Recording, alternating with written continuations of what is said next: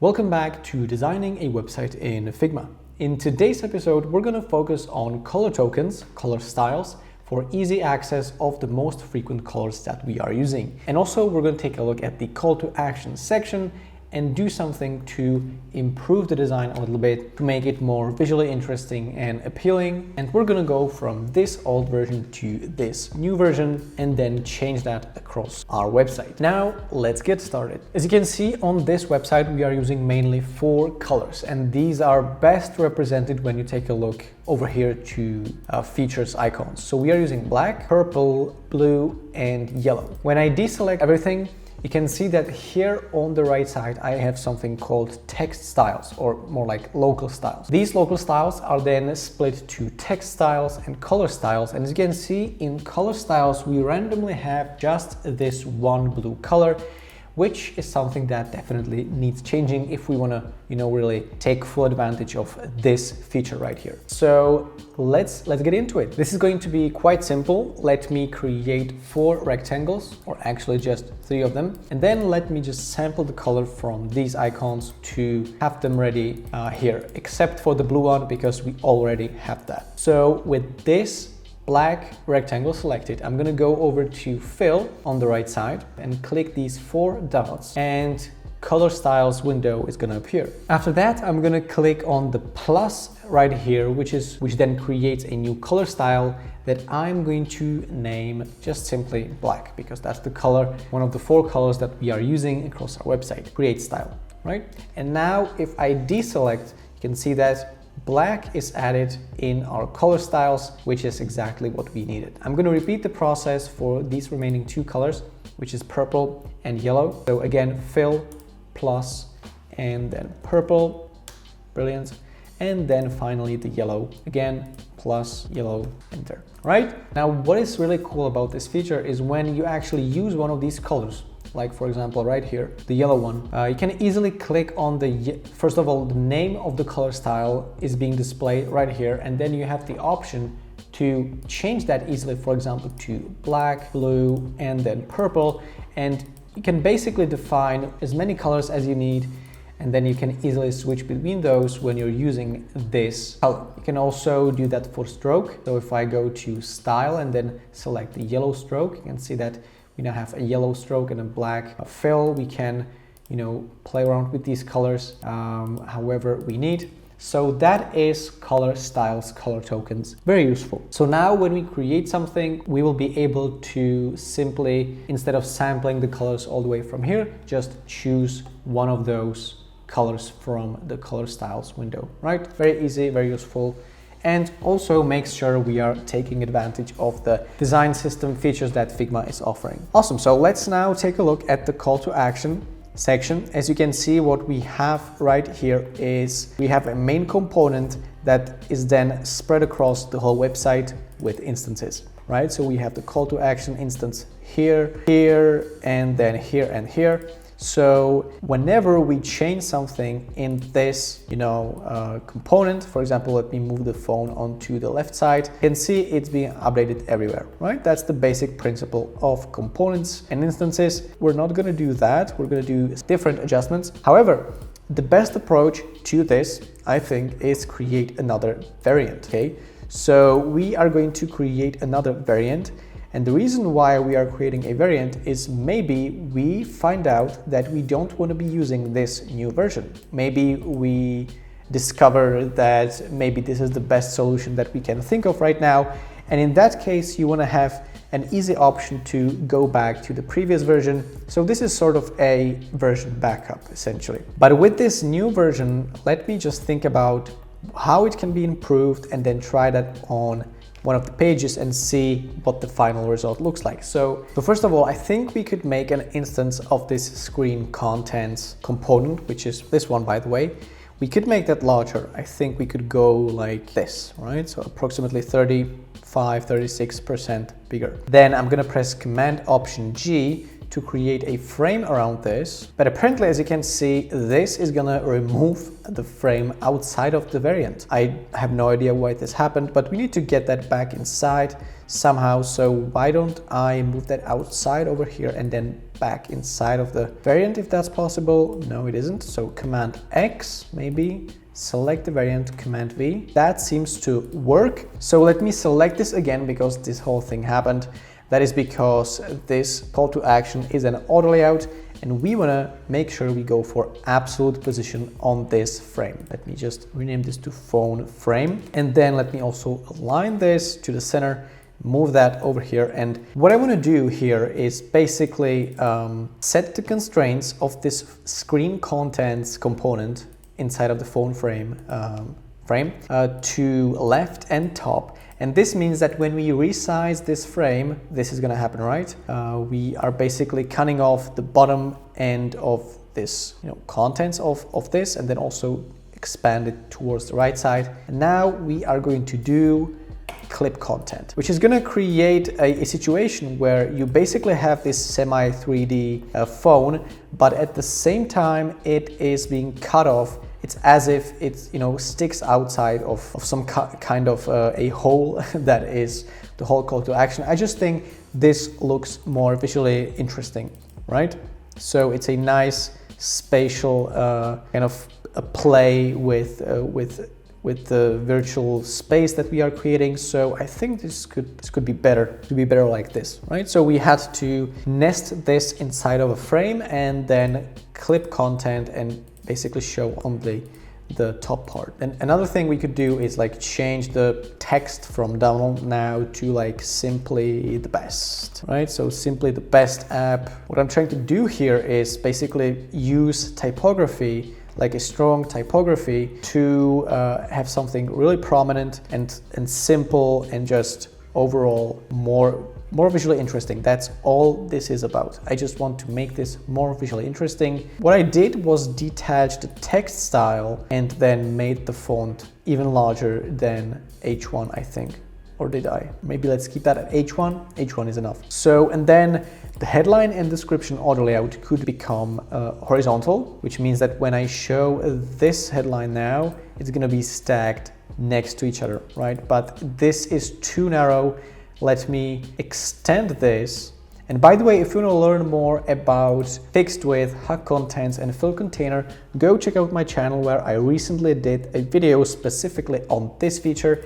And the same goes for frame constraints, right? So these two things are sometimes quite confusing. So go and watch my previous videos where I explain these two. So now let me just make this even wider so that this fits on 4 lines. Center align the auto layout, and maybe let's keep using, the horizontal arrangement. I think that's nice. Then let me take this phone frame and go for constraints to right and top, and then align that to the bottom by pressing Option V. Sorry, that's going to be Option S. Option V is center vertically, so Option S so that these edges align precisely. Okay, and then let's play around with the position of the phone. Maybe like this, and maybe we want to try different colors, so we are using this radial gradient. Why don't we try using the blue?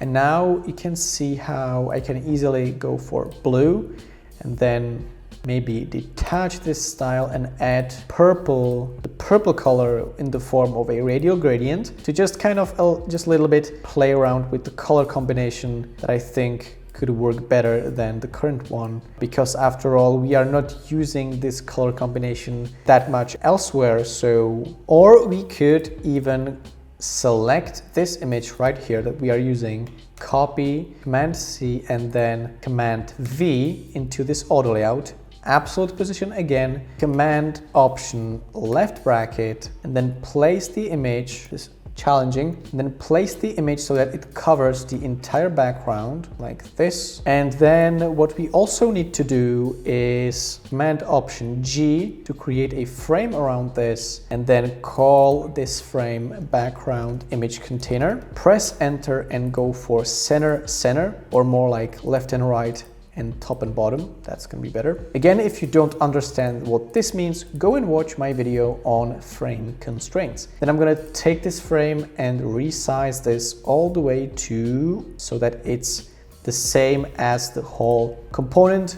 16 is going to be the rounding, and then turn off the rounding on the image on the background image container frame, and then clip content, and boom, we have this. So this is how we can use the image for our background.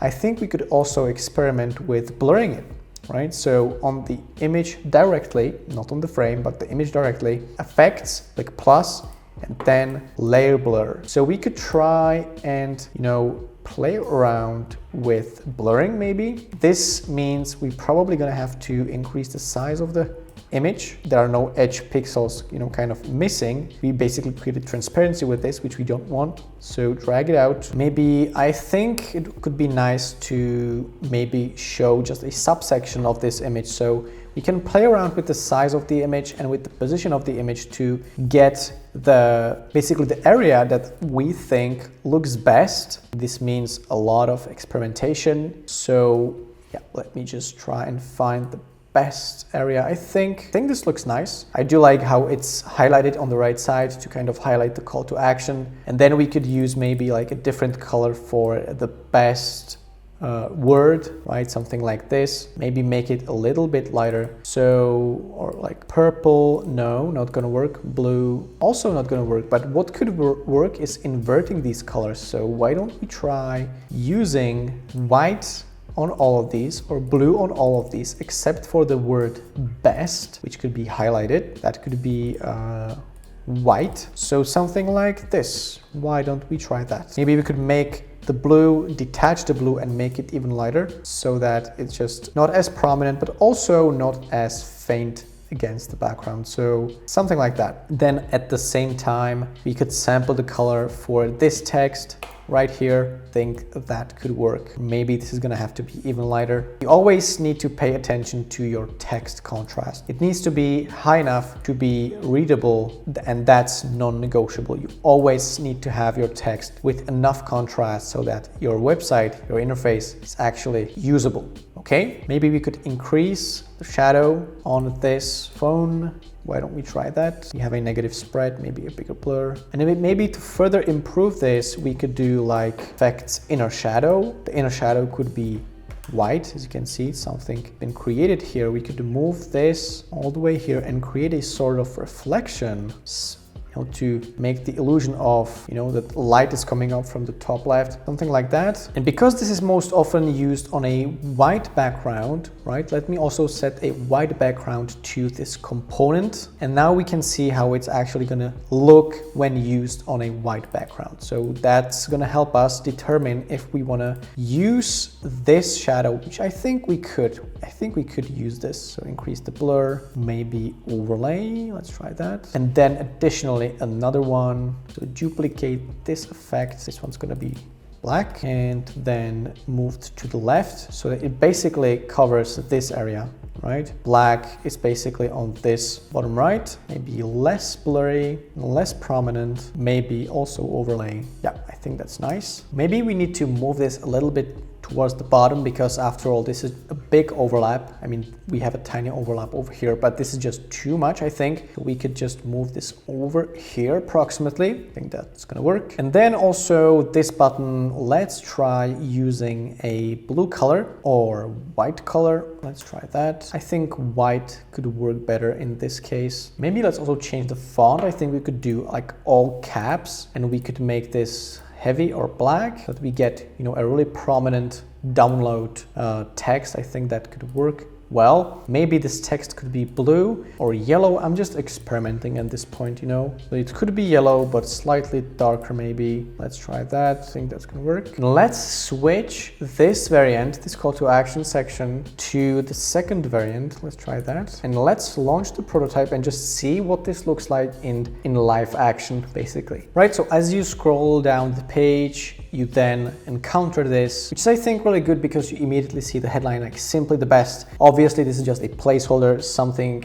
way smarter and way more thought through marketing wise could be placed here, but something short, snappy to immediately convince you to download this. And then you get also this nice effect where at the bottom it's cut off and it overlaps on the top. So at this point, this is the best that I can think of. The only thing that we could also do is, why don't we, for example, go for the background image container and then duplicate that, move that a little bit downwards, move that into the very background, resize this so that it's approximately this size, and then apply blur on this. So effects, layer blur, right? And increase that all the way to, I don't know, like 80. Maybe increase the size again so that we get a similar size as this whole call to action. This is gonna create an effect where it looks as if it's glowing. So that's also nice, I think. And then let's check it out in our website.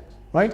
So as you scroll down here to this area, you can see how this is very prominent. It also has this nice shadow, and I think it's overall better than the previous version, which we could actually find on other pages, right? So go here, right? This is the old version, and this is the new version. So yeah, that's how I think you can improve a call to action. You can add a stronger typography, make it more visually interesting, and just try and figure out what could be done to make it better, right? And then we obviously need to change this to update this across all these sites. Now this is simple, right? This is just 5 instances. But imagine if we had 60 pages, right? That would be quite challenging. But fortunately, Figma has a very useful feature specifically for this case. And I'm gonna select the instance of this call to action and then go to the Figma menu, edit, select all with same instance. So this is gonna select all instances of this call to action, right? And then what we're gonna do is go to property 1 and change that to variant 2. And now immediately all of these are updated across all these sites. But as you can see, for example, in this area, this kind of thing is happening. So we have 2 options now. We can either reduce this overlap or we could increase this spacing. So why don't we try just moving this font a little bit downwards, even more like this, maybe shrinking this a little bit, right? So let's try that. Yeah, I think that's doable, right? Let's go check that out. The live prototypes, so integrations, for example. Yeah, I think this works. Yeah, I think this is better, more interesting, and I think it's more likely to convert than the previous version. But of course, that would have to be, as usual, determined clearly by testing. So yeah, that's it for today. Thanks for tuning in. I hope this was useful. If you're confused about frame constraints and then fixed with hug contents and full container, go and watch my previous videos on this channel. And also definitely check out the playlist linked below in the description to watch this whole series on designing a website in Figma. Thanks for tuning in, and I will see you in the next one.